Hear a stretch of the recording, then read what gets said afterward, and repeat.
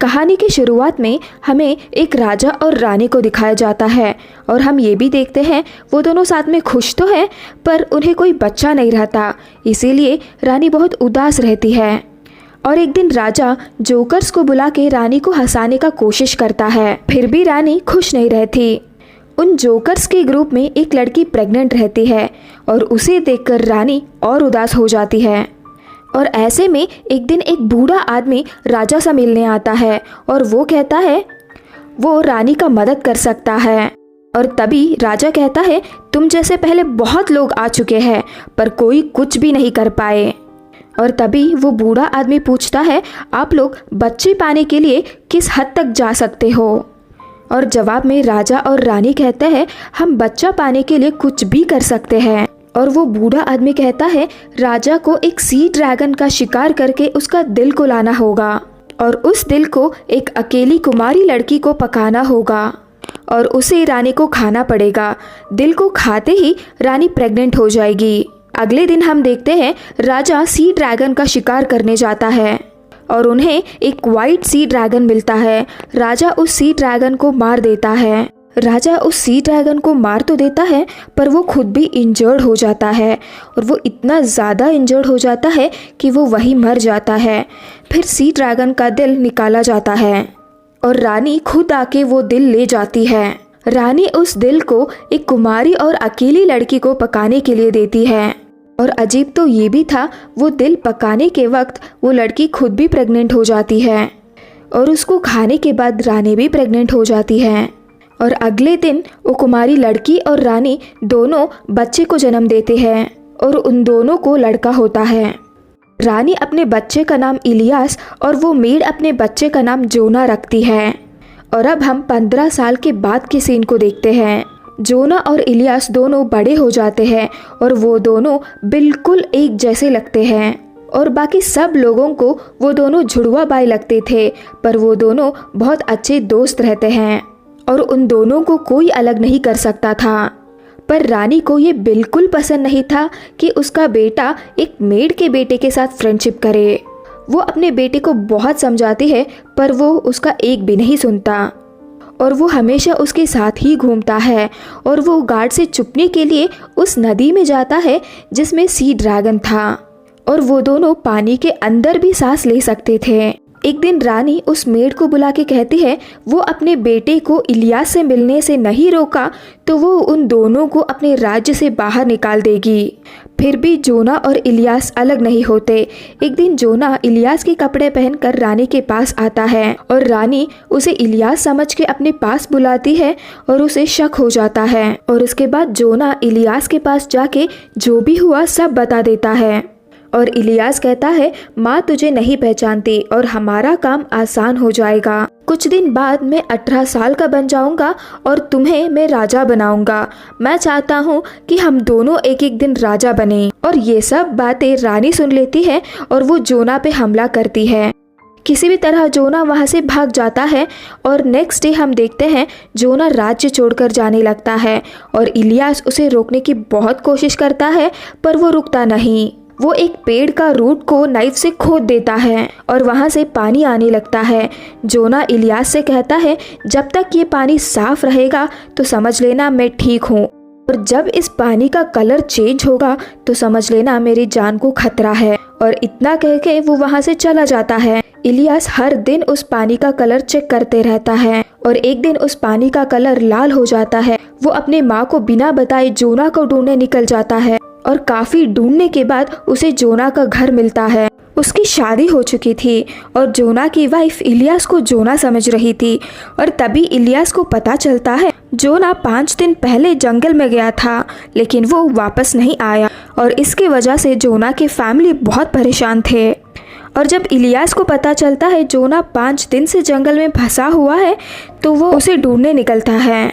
और दूसरी तरफ रानी पूरे राज्य में इलियास को ढूंढने के लिए कहती है पर इलियास किसी को भी नहीं मिलता। तब वो फिर से उसी बूढ़े आदमी को बुलाती है और वो बूढ़ा आदमी फिर से वही कहता है, अगर रानी अपना बेटा वापस पाना चाहती है तो जान के बदले जान देना होगा। और इस बात के लिए रानी मान जाती है। और इस तरफ जंगल में जोना एक बड़ा सा केव के अंदर फंसा हुआ था और उसे बहुत चोट भी लगी हुई थी। तभी एक बड़ा सा मॉन्स्टर उस पर हमला करता है, उसे जान से मारने का कोशिश भी करता है। जोना की चीख सुनकर इलियास वहाँ पे आ जाता है, लेकिन ये मॉन्स्टर इलियास पे हमला नहीं करता। इस चीज़ का फ़ायदा उठा के इलियास अपना तलवार से उसे मार देता है और मॉन्स्टर धीरे धीरे अपने असली रूप में वापस आती है। और हमें पता चलता है ये मॉन्स्टर और कोई नहीं, इलियास के माँ यानी रानी थी। उस बूढ़े आदमी के काला जादू से वो एक मॉन्स्टर में कन्वर्ट हो चुकी थी। इलियास जोना को उसके घर वापस छोड़ के अपने किंगडम में वापस आता है और रानी के बाद किंगडम का राजा भी बनता है। और इसी के साथ ये स्टोरी यहीं पे ख़त्म होता है। और स्टोरी नंबर 2 में हम एक राजा को देखते हैं और इनका 2 ही शौक, एक है लड़कियां और दूसरा शराब। और इनका अभी तक शादी नहीं हुआ और इसका रीज़न, इनको कोई ऐसा लड़की नहीं मिली जिनको वो रानी बना सके। एक दिन एक लड़की गाना गाते हुए सुन लेते हैं, उसकी आवाज़ बहुत मीठी थी और राजा उस लड़की से मिल के बात करना चाहता है, लेकिन वो लड़की अपने घर के अंदर चली जाती है और राजा उसके लिए एक गिफ्ट भी भेजता है। और तभी हमें पता चलता है कि ये कोई जवान लड़की नहीं बल्कि ये तो एक ओल्ड लेडी है। डोरा एंड ईमा ये दोनों सिस्टर्स हैं। इनमें से डोरा बहुत ही चालाक और लालची है, पर ईमा डरपोक थी। और ईमा कहती है उन्हें ये गिफ्ट राजा को रिटर्न कर देना चाहिए, पर डोरा ऐसा नहीं चाहती थी।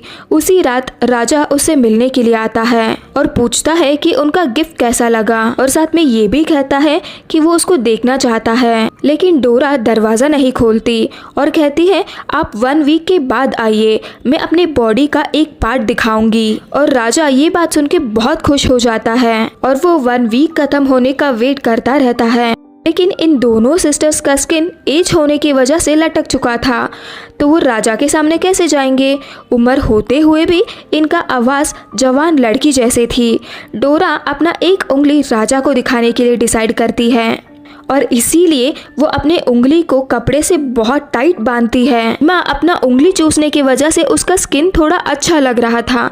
जब राजा मिलने आया तब वो ईमा का उंगली दिखाती है। राजा उंगली देखकर खुद को रोक नहीं पाता और उससे मिलना चाहता है। और डोरा कहती है उसको भी राजा से मिलना है, लेकिन एक शर्त है, जब वो राजा के पास जाएगी तब महल के सारे कैंडल लाइट बुझा हुआ होना चाहिए और वहाँ पर पूरा अंधेरा होना चाहिए। और राजा ये बात मान लेता है। फिर ईमा डोरा की स्किन टाइट करने की कोशिश करती है ताकि वो जवान लड़की जैसा लगे। रात में जब डोरा राजा के पास आती है सारे कैंडल्स लाइट बुझा दिया जाता है। फिर वो दोनों इंटीमेट होते हैं। जब सुबह में राजा डोरा को देखता है तब वो हैरान हो जाता है। उन्हें समझाने का बहुत कोशिश करती है पर राजा नहीं सुनता।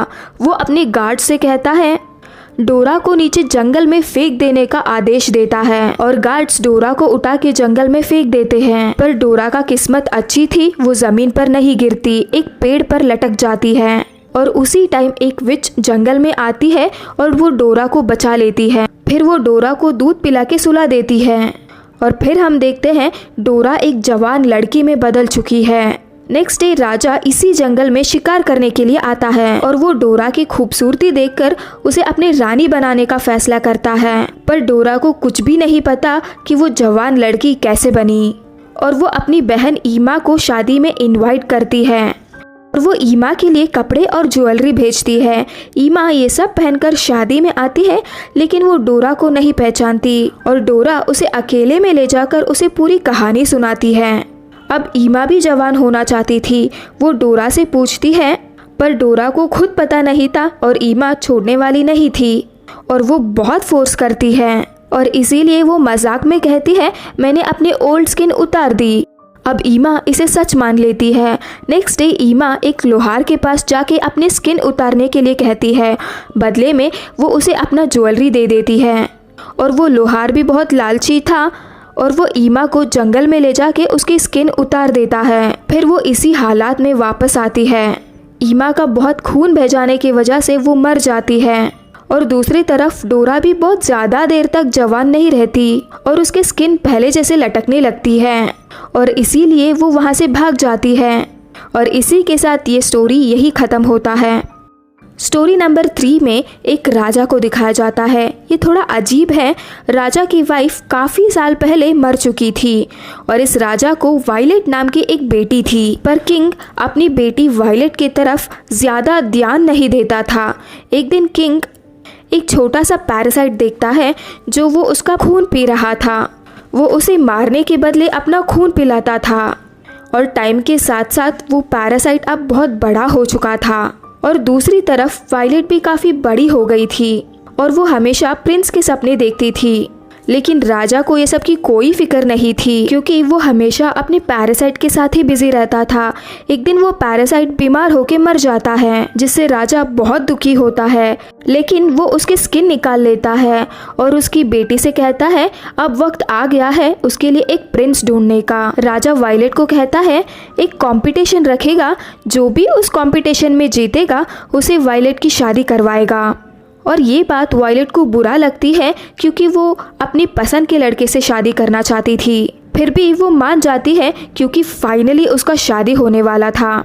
नेक्स्ट सीन में हम देखते हैं राजा काफ़ी अजीब सा कंपटीशन रखता है और वो पूरी किंगडम के सामने कहता है जो भी इस पैरासाइट का स्किन देखकर उसका नाम बताएगा वो वायलेट से शादी कर सकता है। बहुत से लोग आकर ट्राई करते हैं पर कोई भी नहीं बता पाते क्योंकि कोई भी पैरासाइट अभी तक इतना बड़ा नहीं हुआ था। और तभी वहाँ पर एक अजीब दिखने वाला आदमी आता है।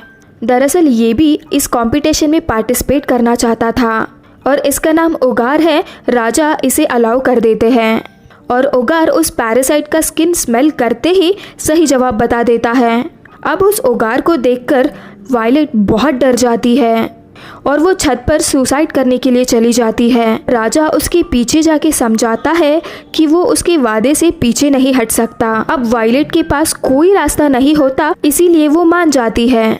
अब नेक्स्ट सीन में वायलेट ओगार के साथ दूर पहाड़ों में रहने लगती है जहां उसकी हालत बहुत ख़राब होती है और वो काफ़ी दिनों तक रोती रहती है।